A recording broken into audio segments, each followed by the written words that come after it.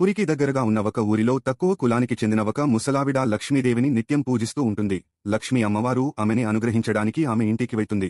ఆమె ఇంటి నుంచి బయటకి వస్తున్న లక్ష్మీదేవిని చూసిన బలరాముడు ఆగ్రహంతో జగన్నాథుడితో తక్కువ జాతికి చెందిన ఇంటికి వెళ్లిన లక్ష్మీదేవిని తమ రాజ్యం నుంచి వెళ్లగొట్టమని అంటాడు. అన్న మాటలను గౌరవించి జగన్నాథుడు లక్ష్మీదేవిని ఇంటి నుంచి వెళ్లిపోమని చెప్పగా అమ్మవారు ఏడుస్తూ వెళ్లిపోతారు. మరుసటి ఉదయం ఆకలితో ఉన్న జగన్నాథుడు బలరాముడు వంటింట్లోకి వెళ్లి చూడగా అంత ఖాళీగా ఉంటుంది.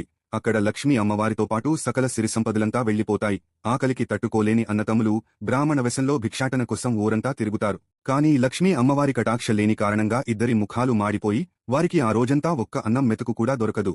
ఆ రోజు సాయంత్రానికి ఊరి చివర ఉన్న కాలువలు నీళ్లు తాగడానికి వెళ్లిన అన్నదమ్ములకు లక్ష్మీదేవి ఆజ్ఞతో సూర్యుడు మరింత ప్రకాశించి ఆ చెరువు కూడా ఎండిపోతుంది.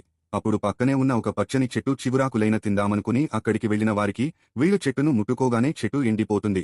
దాంతో ఆకలికి తట్టుకోలేని అన్నతమ్ముళ్లు ఏడుస్తూ ముందుకు వెళుతూ ఉంటారు.